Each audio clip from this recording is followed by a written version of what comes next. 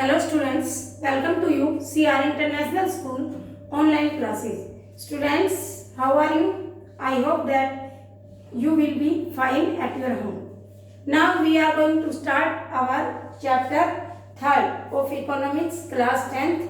Lesson का नाम है मुद्रा और साख। आज का हमारा टॉपिक होगा कि बैंक ऋण देते हैं तो और लेते भी हैं, तो फिर वो अपनी आय कहाँ से एकत्रित करते हैं, उनकी आय का जो स्रोत है वो कहाँ से आता है, किस तरह से वो अपने कर्मचारियों को या जो भी वर्कर्स लगा रखे हैं उनको सैलरी देते हैं, उनकी खुद की आय का मुख्य स्रोत क्या है।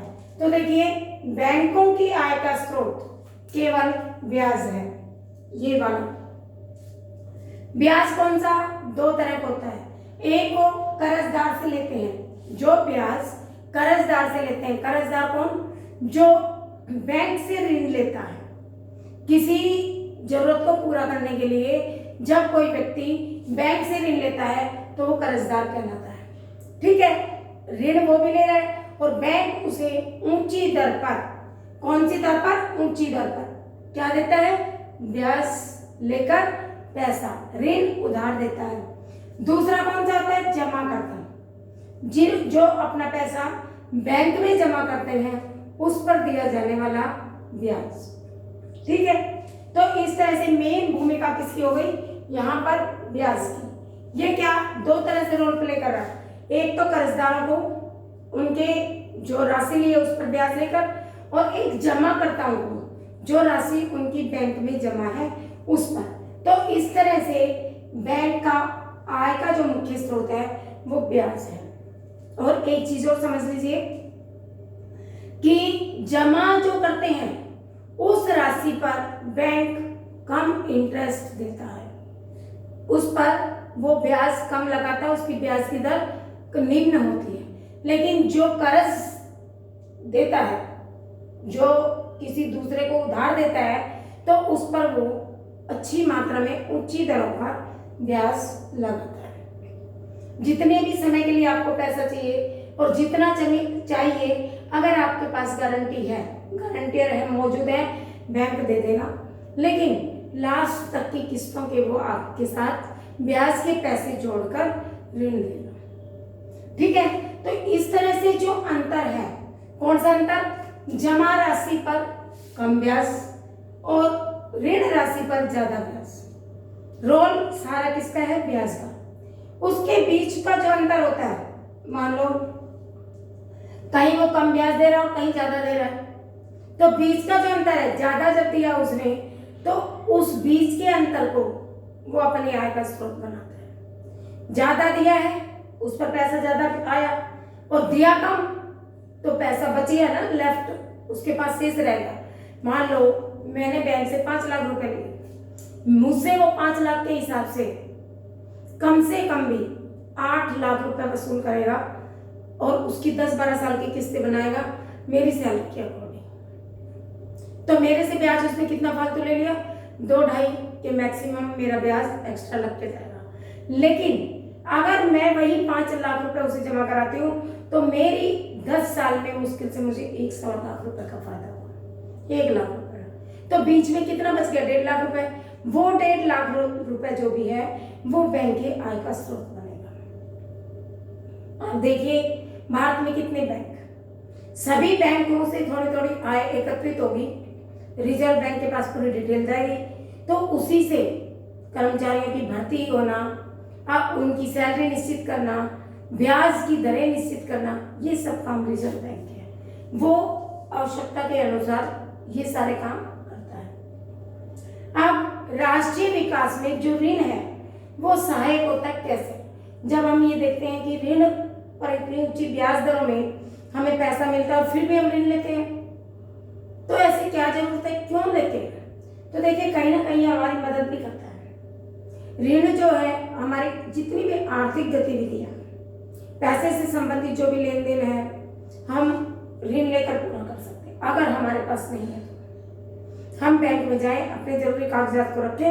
अगर हमारा एक बैंक से हम जो ऋण लिया है उसको चुका सकने की स्थिति में समर्थ है, बैंक हमें जरूर ऋण देगा। ऋण कमाई को बढ़ाने में सहायक है। हमारी जो कमाई है उसको बढ़ाता है। कैसे कि हमारी जो दिनचर्या है, मान लो मेरी सैलरी 40,000 है, 40,000 में से बैंक मेरी एक किस्त बनाएगा इजीली, जिसको मैं भुगतान कर सकूं 15,000 या 10,000।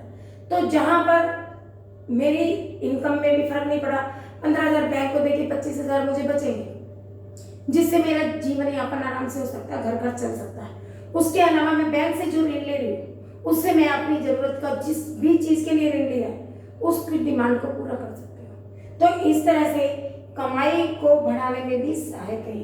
खर्चा चलता रहेगा, आय के स्रोत हमारे बनते रहेंगे। समाज जो बैंक है ये समाज की जो आधारभूत संरचना है उसके विकास में सहायक है, क्योंकि ऋण लेता है उससे ये कितने लोगों को ऋण देता भी है, कितने कर्मचारियों को नौकरी पर रखता भी है। तो इस तरह से एक समाज में जो लोगों को रोजगार भी देता है, उसके अधिसंरचनात्मक ढांचे में भी विकास करता है। उसके बाद जो गरीब लोग हैं और व्यवसायी लोग हैं, ऐसा नहीं कि गरीब व्यक्ति ही ऋण लेते हैं, ऋण की जरूरत सभी को पड़ती है। जो व्यापारी लोग हैं, व्यवसायी लोग हैं, उद्योगपति हैं, उनको भी ऋण चाहिए होता है, क्योंकि वो अपना जो भी उनका व्यापार है उसको बड़े पैमाने तक ले जाते हैं। तो छोटी मोटी राशि से उनका काम नहीं चलता, उनका लेन देन, बल्कि कहा यह जाता है कि बैंक इस तरह के लोगों से ही चलता है, क्योंकि और उनका लेन देन जब आया जमा करा दिया, जब चाहिए ऋण ले लिया। तो इस तरह से उनकी जरूरतें चलती रहती हैं, पूरी होती रहती है। किससे? ऋण से। तो ऋण लेकर वो अपने काम को चला सकते हैं। दूसरी तरफ जो गरीब व्यक्ति है वो अपने जीवन यापन के लिए कोई सुविधा लेना चाहता है, गाड़ी लेना चाहता है, बंगला बनाना चाहता है, कोठी बनाना चाहता है, थोड़ा बहुत कम ऋण पड़ गया तो उसके लिए भी वो बैंक से ले सकता है। जब उसके पास हुआ बैंक को दे सकता है, और बैंक लेगा, हर महीने की किस्त बना देता है, हर महीने उससे वजन नहीं पड़ता, धीरे धीरे आप बैंक को अदा कर सकते हो। रोजमर्रा की जो गतिविधियां हैं, रोजाना की हमारी जो गतिविधियां, उसमें भी हमें ऋण लेना पड़ जाता है। कई बार हम बैंक से ना लेके अनौपचारिक स्रोतों से लेते हैं। औपचारिक और अनौपचारिक दो स्रोत होते हैं जिनसे हम ऋण ले सकते हैं। ये मैं कल के टॉपिक में आपको कराऊंगा। अभी फिलहाल जो हमारा चल रहा है उसी पर चलते हैं कि रोजमर्रा की जो हमारी जरूरतें हैं उनको हम पूरा करने के लिए भी ऋण लेते हैं। कभी किसी रिश्तेदार से ले लेते हैं, कभी अपने किसी साथी से ले लिया, और फिर जब हमारा काम निकल गया, हमारे पास पैसा है तो हमने दे दिया। तो ऋण एक हमारी आवश्यकता को पूरा करता है, एक जरूरत को पूरा करता है, लेकिन पॉसिबल इतना होना चाहिए कि जो ऋण हम ले रहे हैं उसको चुकाने की स्थिति में जरूर हो। देखिए, अब मुद्रा जो है ये कई रूपों में होती है।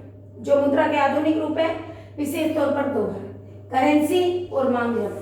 करेंसी में कागज के नोट और सिक्के आते हैं। जो मांग जमा है ये, इसको हम डिमांड ड्राफ्ट भी बोलते हैं। ये एक राशि होती है व्यक्ति की बैंक के खाते में जमा। ऐसा नहीं है जिसका खाता बैंक में नहीं है और वो मांगने चला जाए तो उसको बैंक देगा, बिल्कुल नहीं देगा, क्योंकि इसका नाम ही क्या है? मांग जमा राशि। जिसका पैसा वहां जमा है उसी में से वो अपनी इच्छा के अनुसार जितने पैसे की उसको जरूरत है उसको निकलवा सकता है। मांग जमा राशि के भी फायदे हैं। देखो, हमारा पैसा जितना बैंक में जमा है उस पर हमें ब्याज मिलेगा, जितना हमें चाहिए हम निकलवाते रहते हैं। जब हमारे पास आ गया हम जमा कर सकते हैं, तो इससे हमारा पैसा सुरक्षित रहता है, प्लस ब्याज मिलता है, प्लस हमारी आवश्यकता पूरी होती है। तो मांग जमा एक लेन देन का, विनिमय का अच्छा साधन माना गया है। इससे इजीली भुगतान किया जा सकता है। उसके बाद मांग जमा मुद्रा के रूप में कैसे काम करती है? मुद्रा के रूप में यानी ये लेन देन का काम है। मैंने जमा करा दिया, मुझे जब चाहिए मैंने ले लिया, तो ये लेन देन का एक माध्यम बन गई। आसानी से सबको स्वीकार्य होती है, मुझे भी, बैंक को भी, और किसी तीसरे व्यक्ति को जब मैं दे रहा हूँ उसको भी। तो इस तरह से ये एक आसान और मान्य होती है। बिना नगद का भुगतान किए ये हम इसमें पैसा ले सकते हैं। हमें नगद पैसे की जरूरत नहीं है, हमने डिमांड ड्राफ्ट काट दिया, हमारा पैसा जिसको चाहिए उसके नाम से हम चेक काट देते हैं और उसे मिल जाता है। अब क्वेश्चन उठता है कि मुद्रा को एक खाते से दूसरे खाते में कैसे बदला जा सकता है। कई बार हमें जरूरत होती है, जैसे नेट बैंकिंग है या चेक है, हम उससे एक व्यक्ति के खाते से दूसरे के खाते में पैसा जाएगा तभी तो मान्य होगा। तो वो कौन कौन से हैं? एक चेक है, दूसरा नेट बैंकिंग है और तीसरा है आपका डिमांड ड्राफ्ट। तो देखिए जो चेक है ये एक तरह से कागज होता है। आप अपने किसी भी मम्मी पापा या कोई भी आपसे बड़ा है उससे आप अगर चेक बुक उनके पास है तो आप उनसे चेक की फोटोकॉपी देखिए, अदरवाइज एक चेक की कॉपी आपको मैं भेज देती हूँ, उसको देखकर आपको इजीली समझ आ जाएगा। एक तरह से कागज होता है जो बैंक में जमा होता है, उस पैसे को खास तरीके से भुगतान करने का आदेश देता है किसको? जिसका पैसा जमा है वो किसी दूसरे व्यक्ति के नाम एक चेक काट देता है और उस चेक को वो व्यक्ति ले जाकर बैंक में जमा करता है। बैंक उस चेक को रखकर उस व्यक्ति के खाते में पैसे डाल देता है। तो इस तरह से हो गया ना ट्रांसफर, एक खाते से दूसरे में चला गया। इसी तरह से नेट बैंकिंग, नेट के द्वारा आजकल तो फोन से इजीली हम पैसा निकाल सकते हैं किसी भी काम के लिए, बिजली का बिल भरने के लिए, नल का बिल भरने के लिए, हाउस टैक्स भरने के लिए, या हमें बाजार से कोई चीज खरीदनी है पेटीएम के थ्रू।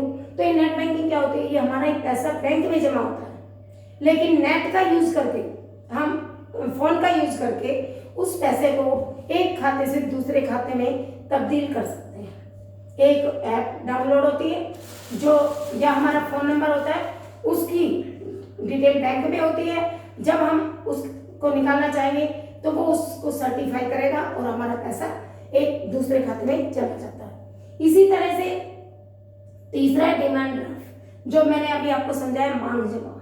हमारा ही पैसा जमा होता है और जितने की हमें आवश्यकता होती है उतना हम निकाल सकते हैं। ऐसे नहीं, मैंने आपको पहले भी बताया मेरा खाता ही बैंक में नहीं, पैसे ही जमा नहीं है और मैं जाके मांगू तो मुझे धक्के लगेंगे, कोई पैसे नहीं देगा। मिलेगा उसी व्यक्ति को जिसकी राशि वहां पर जमा है। मांग जमा इसका नाम क्यों रखा गया है? कि पैसा जमा रहे, जितना मुझे जरूरत है मैं उतना निकाल सकूं।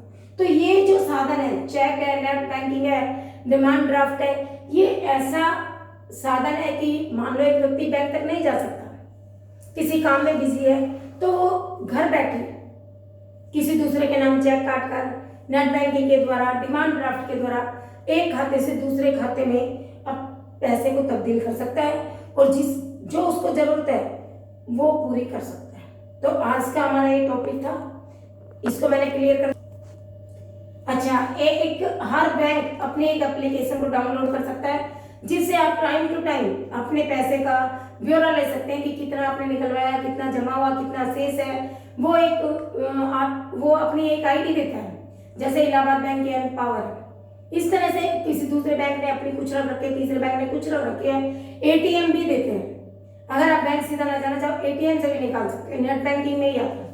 तो इस तरह से आप अपने पैसे को निकाल सकते हैं, यूज कर सकते हैं। एक बैंक आपको कितनी सुविधाएं देता है, ऋण देता है, प्लस आपके पैसे को सेफ रखता है, प्लस आपके पैसे को घर बैठे आप यूज कर सकते हैं।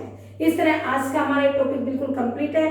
कल हम इससे अगले टॉपिक पर आएंगे। मोस्ट इंपॉर्टेंट चैप्टर है, इसलिए एक एक चीज को हो सकता है ये मैं चैप्टर करवा भी चुकी हूँ, ये टॉपिक आपको कल परसों में, लेकिन दोबारा मैंने करवाए हैं तो ये मोस्ट इंपॉर्टेंट है, इसलिए मैंने दोबारा करवाया। आप ये मत पूछना कि मैडम आपने करवा दिया था, क्यों करवाया? मैं दोबारा करवा रही हूँ तो ये बहुत ज्यादा इंपॉर्टेंट होगा, इसलिए इसको आपने लिखना भी है और करना भी है। Thank you very much.